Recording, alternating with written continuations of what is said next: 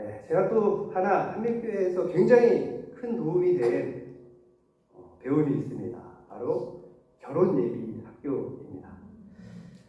네, 결혼 전에 제가 아내와 함께 유근주 전도사님에게 3주간 배웠었죠. 그때 결혼 예비 학교를 배우지 않았으면 지금 우리 아내와 함께 오늘 같이 못 왔을지도 모릅니다. 그 유명한, 그 무섭다는 성격 차이 때문에 지금 여기 같이 못 오게 됐을지도 모릅니다. 아내와 제가 좀 나이 차이가 좀 있어요. 그리고 세대도 다르고 환경, 교육, 특히 부모님의 성향이 너무너무 많이 다릅니다. 또 저는 MBTI 요즘 굉장히 많이 하잖아요. 저는 ESTJ인데 저희 아내님은 ENFP입니다. 이만 빼고 다 다르죠. 결혼예비학교에서 제 자신과 저희 아내의 그런 관계 패턴에 대해서 배우면서 또 그 부모님과의 관계 이런 것들을 배우잖아요. 그걸 배우면서 굉장히 큰 도움이 됐습니다. 그래서 지금도 가끔 그 교재를 읽어봐요. 그리고 그 교재에 적어놓은 것을 적용하기도 하고 여전히 도움이 되고 있습니다. 그래서 저도 이제 청년들에게 결혼하기 전에 그것을 또 가르쳐 주기도 하고 그렇게 하고 있죠. 근데 이제 아내와 어떤 갈등이 있어서 어떤 문제 때문에 갈등이 있어서 막 화가 나서 막 얘기를 하다가 이제 잠깐 타임아웃을 하고 다른 방으로 들어가죠. 결혼 예비학교에 나오는 거예요. 그래서 딱 생각을 해보자. 내가 왜 이렇게 화가 났지? 이게 왜 이렇게 화가 났지? 하면서 생각을 해보면 사실 별거 아닐 때가 대부분이더라고요. 그리고 분명히 거기에 또 제 잘못이 한두 가지는 있더라고요. 그래서 또 반성도 하고 딱 나와서 저희 아내에게 저희 감정에 대해서 얘기를 하고 또 최대한 부드럽게 이렇게 대화를 합니다. 대화를 하는 거죠. 그럼 저희 아내가 저희 이렇게 말을 합니다. 예수님 만나고 왔어요? 갑자기 사람이 달라졌어요. 네, 돌아보면 그렇게 되더라고요. 그래서 그것이 굉장히 도움이 많이 되고 아직까지 성격 차이 때문에 뭐 이렇게 같이 안 다니는 그런 정도는 되지 않았습니다. 네. 저희가 결혼 9년 차가 됐어요. 벌써 시간이 굉장히 빠르게 지나가죠. 자, 이렇게 지도해주는 사람은 지도받는 사람의 삶의 질을 높여줍니다. 특히 우리가 복음을 지도해줄 때 그 하나님의 나라가 확장이 되고 생명을 얻게 되는 그리고 생명을 얻도록 도와줄 수 있는 그런 영광의 부르심입니다. 아멘. 오늘 말씀을 잘 들으시고 이 영광의 부르심에 응답하시기를 주님의 이름으로 축원합니다. 아멘. 자, 26절 말씀을 우리가 다시 한번 읽어보겠습니다. 자, 시작. 주의 사자가 빌립에게 말하여 이르되 일어나서 남쪽으로 향하여 예루살렘의 가사로 내려간 길까지 가라. 그 길은 광야라. 자, 여기 주의 사자라고 하는 단어는 29절에는 성령으로 나오고 또 39절에는 주의 영으로 기록되어 있습니다.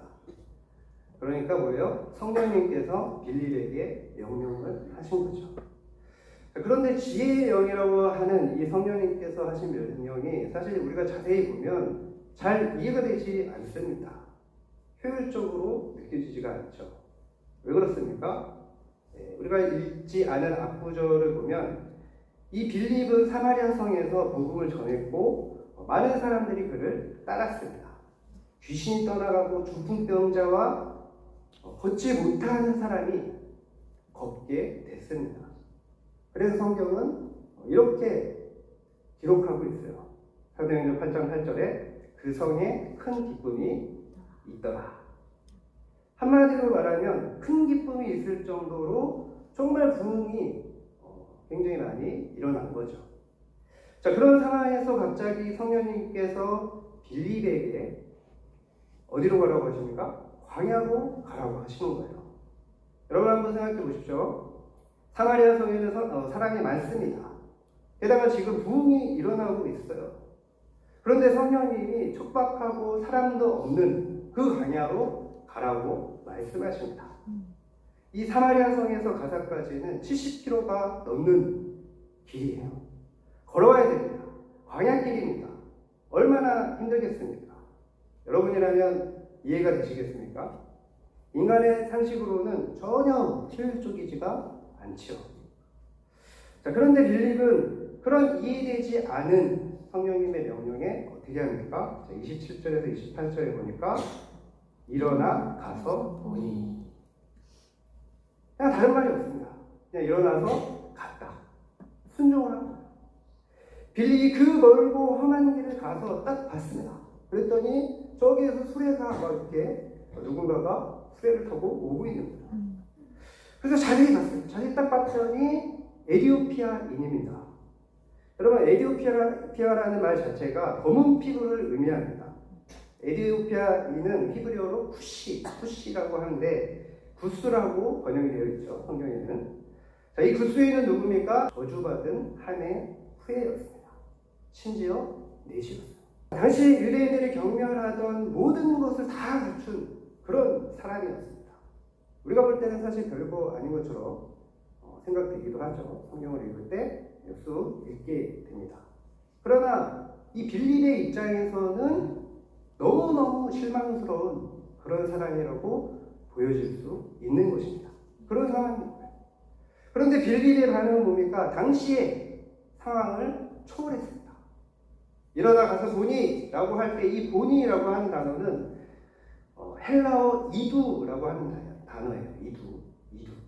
감탄의 의미가 있는 단어입니다. 그는 아무것도 없는 광야길에서 에디오피아 내시를 딱 보는 순간 그 영혼을 만나게 해주신 그 하나님께 감탄을 하게 됩니다. 감사를 하게 됩니다. 와, 역시 성령님은 다 계획이 있으시구나. 성령님의 명령을 따라 순종했더니 광야에서도 전도할 사람을 만나는구나. 그는 당시의 상황이나 편견은 상관없이 그저 전도할 사람을 만났다는 것 자체에 기뻐하고 하나님께 감사하는 것입니다. 여러분, 그렇습니다. 하나님은 천지를 창조하신 분이십니다.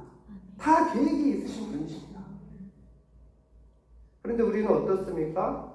우리의 기대와 그런 어떤 다른 어긋나는 상황을 만나면 어떻게 돼요? 자꾸 절망하게 되고 또 믿음이 떨어지게 되죠. 왜 그렇습니까?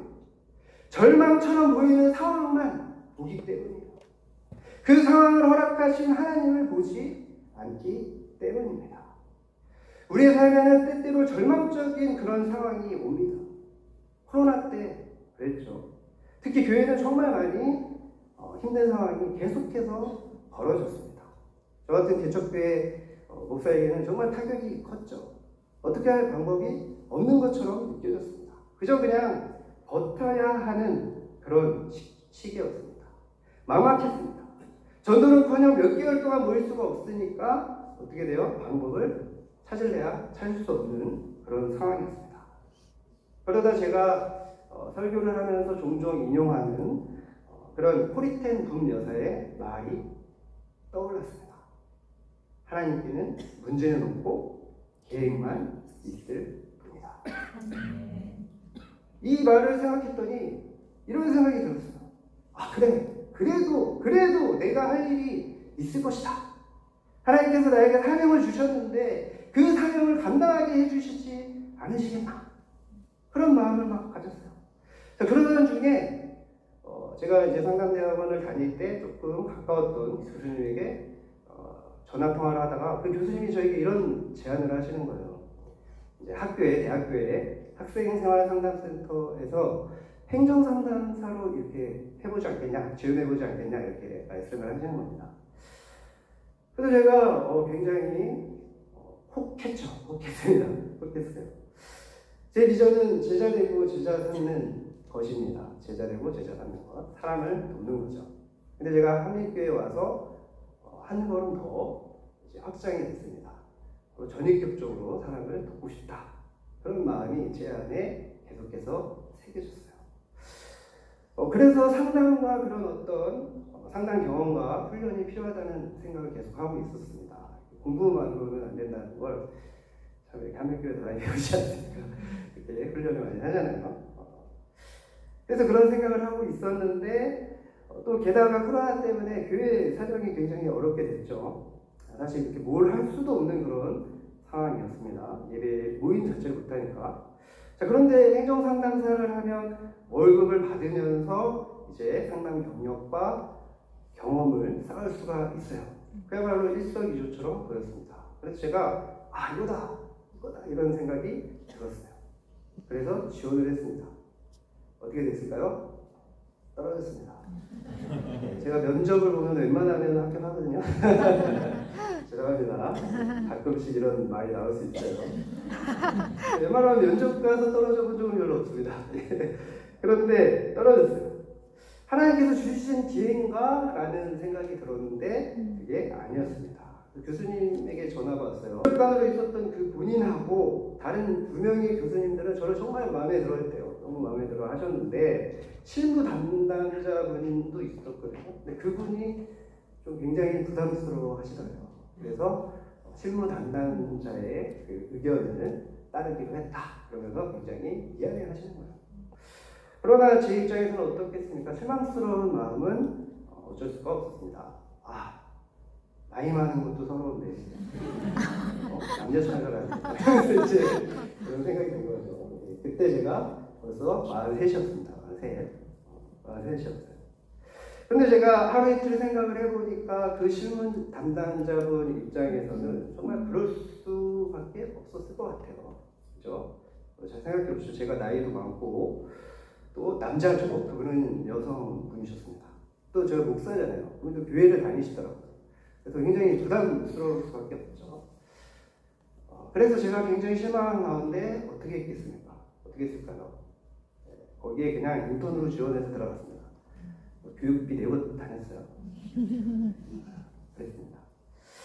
자, 그런데 코로나 때인데 굉장히 상담이 꽤 있었습니다. 그때 한 대학생을 상담을 해줬는데 상담 내용을 여기서 말하면 안 되잖아요.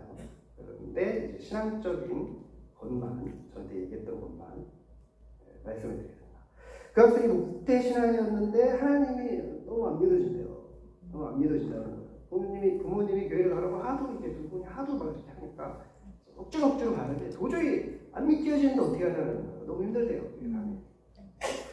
그러면서 제가 상담을 해주고 그랬는데 그 학생의 이야기를 들으면서 요즘 세대의 그 세대들의 그런 신앙적인 고민과 불신에 대해서 제가 알게 됐어요. 제가 아무리 머리를 생각을 해도 알 수 없는 것들을 아주 자세하게 알게 됐습니다. 제 생각의 지경이 넓혀진 거죠. 자, 또 코로나 처음에는 정말 마음이 안 좋았죠. 저도 뭐 이렇게 기계를 잘 만드는 스타일이 아니어서 막 힘들게 막 이렇게 줌도 하고 뭐도 하고 막 했어요. 저희 교인이 아닌 성도들도 이제 제자 훈련이나 상담을 해주게 됐습니다. 제가 전국구가 됐어요.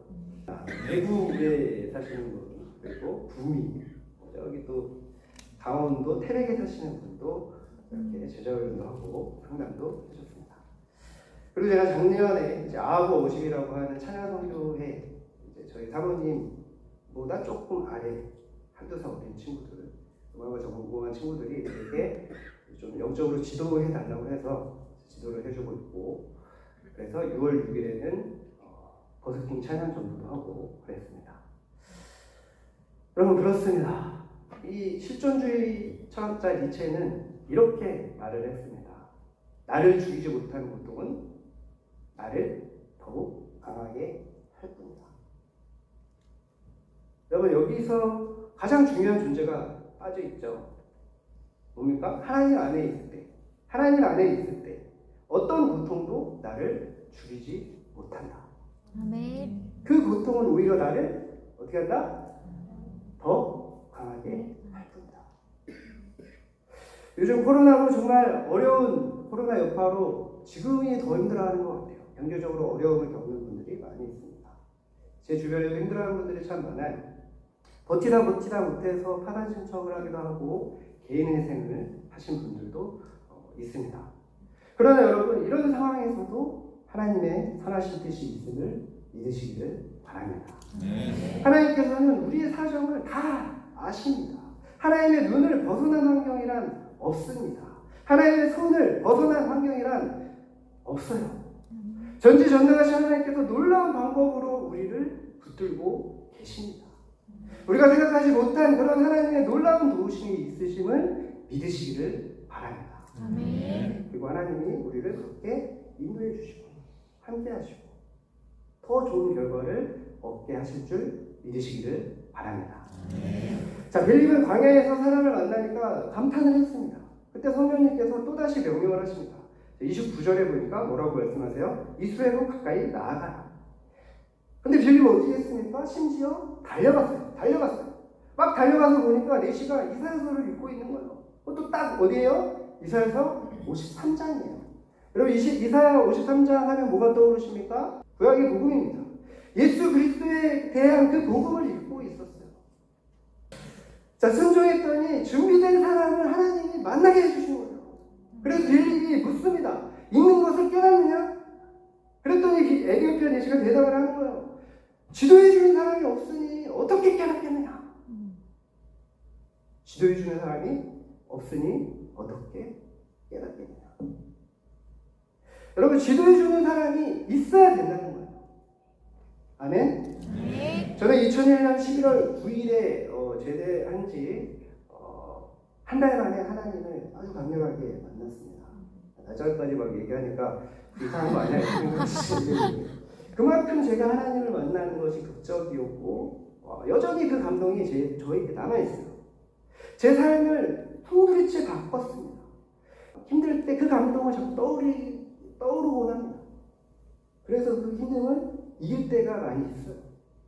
하나님을 만난 그때 제 눈에 비친 세상이 완전히 달라졌습니다. 매일 지나다니던 그 길을 걸어가는데 얼마나 아름다운지 몰라요. 완전히 세상이 바뀌어 있어요. 너무 기쁘고 감사한 거예요. 그래서 막 찬양을 부르고 다녔어요. 제가 그 하나님을 만나기 전에는 어땠는지 아십니까? 어머니가 하도 교회 가라고 해가지고 봤는데 찬송가는 왜 4절까지 있는 거야? 왜 이렇게 길어? 뭘 4절까지 있어? 그랬던 사람이에요. 그런데 하나님을 만나니까 막 제가 그냥 찬양을 하는 거예요. 하나님이 저를 사랑하신다는 사실을 알게 되니까 너무너무 행복했습니다. 그런데 그때만큼 강렬하고 행복했던 때가 있어요. 그래서 바로 신학대학교 2학년 때부터 받은 제자 훈련이었습니다. 제자 훈련. 제가 제자 훈련을 받으면서 복음을 다시 한번 정확하게 배웠어요. 하나하나 배웠어요. 암송을 했어요. 또 하나님과 교제하는 훈련을 받아갔습니다. 하나님을 알아가고 하나님과 교제하는 구체적인 방법을 배우니까 정말 너무너무 행복한 거예요. 너무너무 행복한 거예요. 당시 제 리더가 말씀 암송을 굉장히 강하게 시켰습니다. 그런데 어떤 말씀을 암송을 하는데 제 안에 계속 의문이 생기는 거예요. 머릿속에 계속 떠나지 않는 의문이 있었어요. 바로 골로새서 1장 6절이었습니다. 이 복음이 이미 너희에게 이르매 너희가 듣고 참으로 하나님의 은혜를 깨달은 날부터 너희 중에서 같이 또한 온천에서도 열매를 맺어 자랍니다. 이 복음이 이미 너희에게 이르렀다. 이거 이해가 되는 거예요. 왜 이해가 되냐? 제 이야기 같았습니다. 저는 목사의 아들이에요. 자라면서 복음을 귀에 못이 박히도록 들었습니다. 저희 어머니가 목사님인데 저희 어머니 아주 큰 달란트가 있어요. 뭐냐면은 100번도 넘게 한 말을 처음 하는 것처럼 말하십니다. 이 복음이 내게 이르는 거예요. 계속 들었어요. 계속 진짜 막 막. 네. 제게 이미 복음이 이르렀습니다. 그런데 제가 하나님의 은혜를 깨닫지 못했던 거예요. 매일 교회가 집이었어요. 그냥 교회가 집이었어요. 근데 하나님의 은혜를 깨닫지 못했던 겁니다. 그런데 내가 참으로 하나님의 은혜를 깨달은 날부터 온천에서도 열매를 맺는다고? 이게 무슨 말이야? 이게 도대체 무슨 말이야? 의문이 되는 거예요. 이해가 되지 않았습니다. 그러다 어느 날 딱 큐티를 하는데 큐티 본문이 오늘 본문 말씀이었어요. 큐티를 하다가 딱 깨달았습니다. 복음을 정말로 깨달으면, 제대로 깨달으면 그 사람을 통해서 복음의 열매가 맺어서 자라가게 되는 거야. 여러분 한번 생각해 보세요. 이 에디오피아의 내시를 보십시오. 예배를 드리는 사람이었습니다. 에디오피아에서 예루살렘까지 거리가 4,000km 정도 된대요. 4,000km. 상상이 되십니까? 4,000km. 서울에서 부산까지 거리가 얼마예요? 한 400km 조금 넘나요? 근데 제가 그래서 이걸 어떻게 설교할 때 얘기를 할까 하면서 이렇게 검색을 해봤어요. 근데 어떤 분이 이렇게 얘기를 하는데 서울에서 부산까지 걸어가려면 한 30일 좀 넘게 걸린대요. 근데 제가 생각하기에는 뭐 이렇게 먹고 자고 또 피곤하고 막 육체적인 체력 때문에 30일 더 걸릴 것 같아요. 여러분 그런데 4,000km를 가서 예배를 드리는 사람이었어요. 물론 수레를 타고 갔죠. 수레 타고 가면은 막 엉덩이 박살 났을 것 같아요.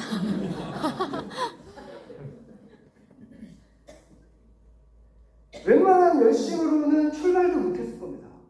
웬만한 열심으로는 출발도 못했을 거예요. 그런데 그는 예배를 드리러 갔습니다. 그것도 굉장히 이 고위 직책을 가지고 있던 사람이었어요. 또 뭐예요? 성경을 읽고 있었습니다. 성경을 읽고 있었어요. 그것도 이해되지 않는 내용을 읽고 있었어요. 그만큼 성경을 사모했다는 겁니다.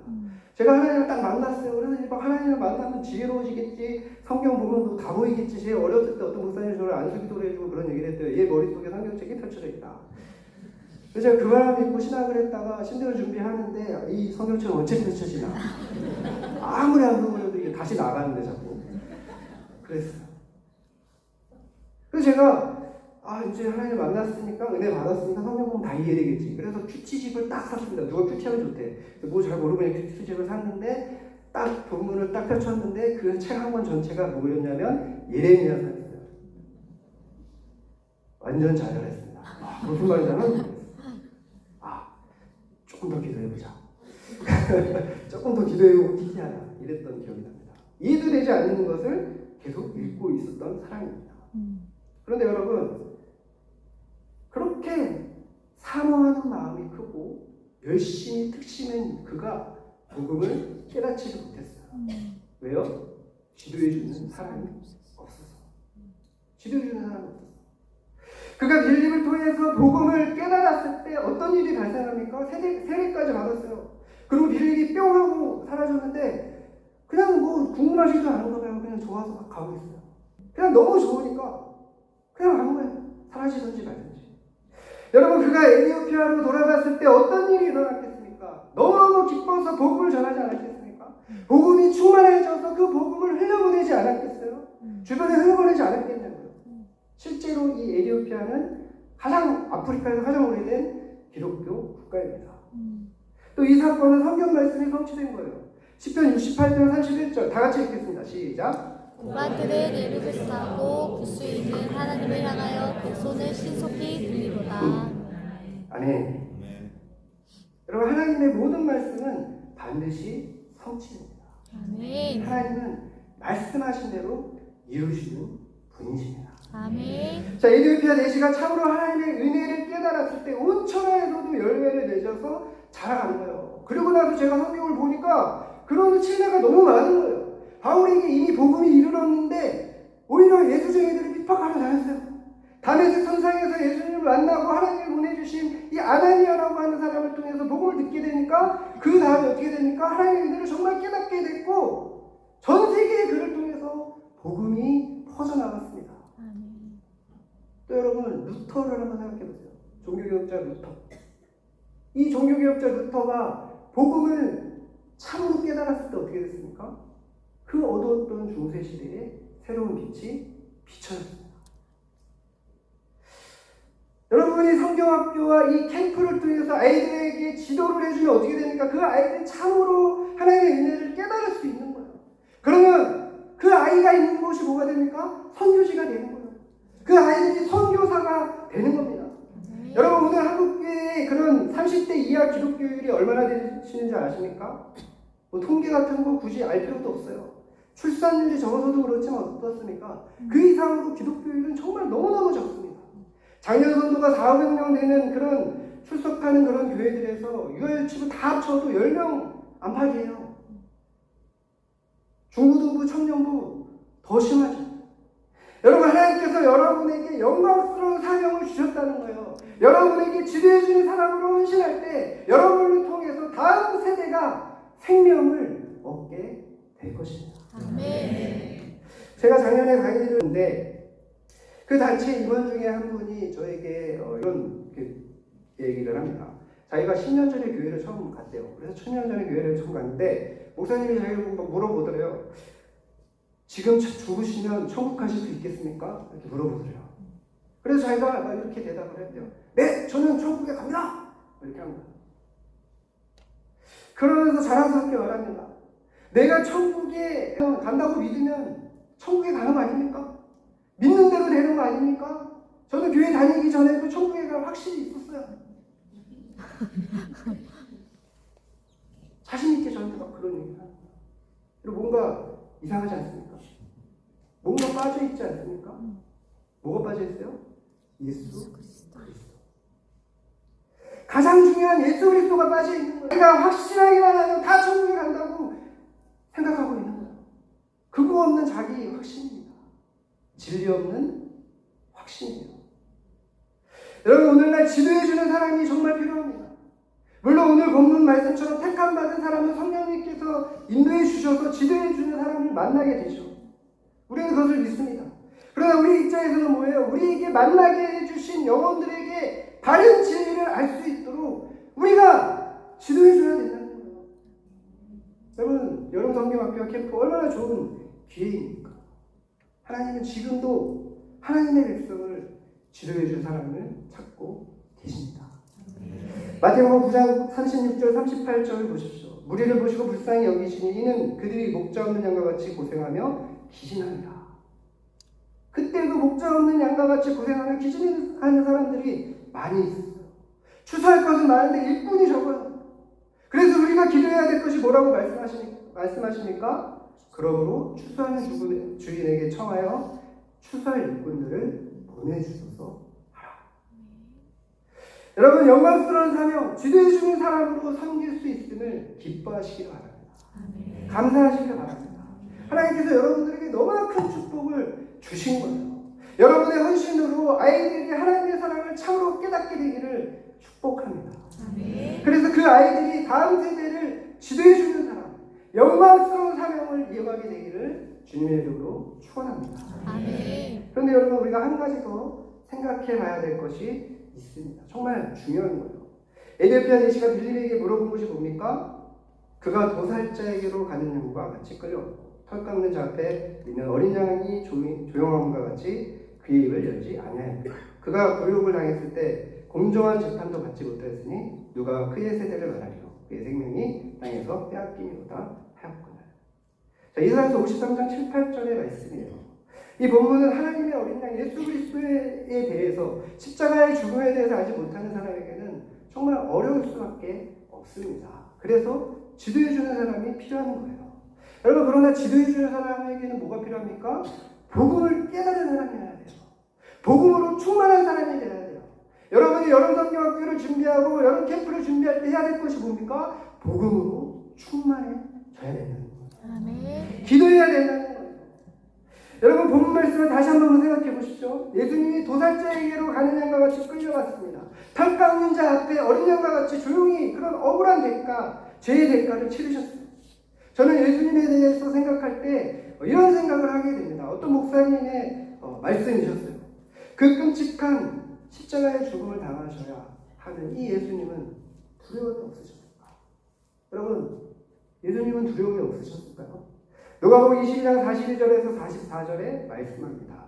아버지가 만일 아버지의 뜻이거든 이 잔을 내게서 옮기시옵소서. 그러나 내 원대로 마시옵고 아버지의 원대로 되기를 원하나이다. 예수께서 힘쓰고 애써 더욱 간절히 기도하시니 땀이 땅에 떨어지는 핏방울 같이 되더라. 예수님은 십자가에 달리시기 전에 이 잔을 옮겨달라고 기도했습니다. 얼마나 간절히 기도하셨는지 땀이 핏방울 같이 묻대요. 여러분, 예수님이 공생의 사역을 하시기 전까지 직업이 무엇이었습니까? 목수였어요. 목수가 주로 하는 일이 뭡니까? 나무에 못을 박는 거죠. 그분이 못을 박을 때마다 어떤 생각이 드셨겠습니까? 언젠가는 사람들이 나의 손과 발에 십자가의 형태의 나무의 못을 박겠지. 그런 생각을 하지 않으셨겠습니까? 예수님이 정확하게 너무나 잘 아셨어요. 나무의 못을 박을 때마다 자신의 손과 발에 못을 박는 것 같은 그런 고통을 느꼈을 것입니다. 뿐만 아니라 십자가에 달리시기 전에 3년이나 함께했던 제자들이 다 배신하고 도망갔어요. 사람들이 예수님을 보면서 정죄하고 조롱했습니다. 침을 왜 떴어요? 뺨을 때리면서 야, 누가 때렸나 맞춰봐라. 네가 선지자며. 너 모두가 보는 앞에서 발가벗겨진 채 십자가에 달리셨습니다. 예수님이 십자가에 달리신 그 제60대부터 제90까지 어두워졌어요. 하나님마저 자신의 독생자 아들의 죽음을 외면할 수밖에 없었던 것입니다. 사실 예수님이 가장 두려워하셨던 것은 바로 하나님께 버림받는 것이었습니다. 영적인 죽음이었습니다. 우리 예수님은 육적인 죽음뿐만 아니라 끔찍한 심리적인 고통과 영적인 죽음까지 당하셨던 겁니다. 그 모든 것을 예수님은 정확하게 하셨어요. 그럼에도 불구하고 피하지 않으셨습니다. 그럼에도 불구하고 피하지 않으셨어요. 도대체 왜 그렇게까지 하셨습니까? 이유는 너무나 명확하죠. 우리는 너무나 잘 알죠. 우리가 제사함 받지 않으면 지옥에 가기 때문입니다. 저 사랑스러운 아이들이 제사함 받지 못하면 지옥에 가기 때문입니다. 인간이 세상에서 고통을 당할 때 뭐라고 합니까? 죽고 싶다, 죽고 싶다. 그러나 예수님은 지옥 경륜이 세상에서 겪는 어떤 고통보다 고통스럽고 영원하다는 것을 너무나 정확하게 하셨어요. 그래서 자신의 십자가의 끔찍한 그 고통을 받으면서까지 우리를 위해서 죽으신 것입니다.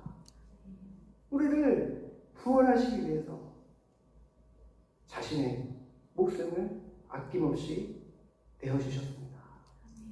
이것이 우리를 향한 하나님의 사랑입니다. 여러분, 이 복음을 여러분의 마음에 새기시기 바랍니다.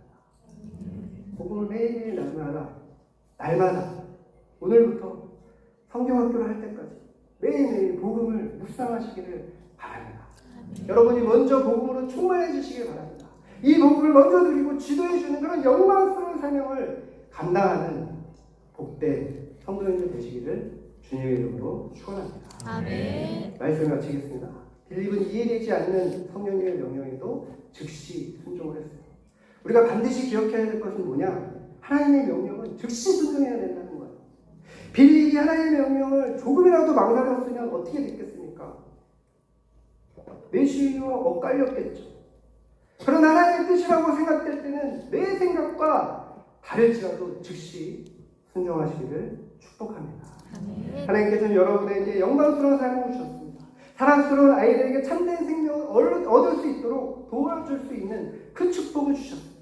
그 아이들을 통해서 복음이 온천하에서 열매를 맺어 자라나게 될 것입니다. 아멘. 이 여름성경학교와 캠프를 위한 영광스러운 부르심, 그 지도해주는 사람으로 축복을 누리시기를 주님의 이름으로 축원합니다. 기도하겠습니다. 하나님 아버지 감사합니다.